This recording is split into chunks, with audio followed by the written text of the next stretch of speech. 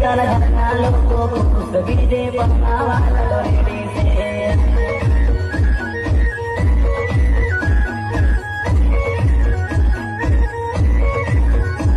તારો સંદેશો સાંભળીને હું તો બેઠો રે સોનમાં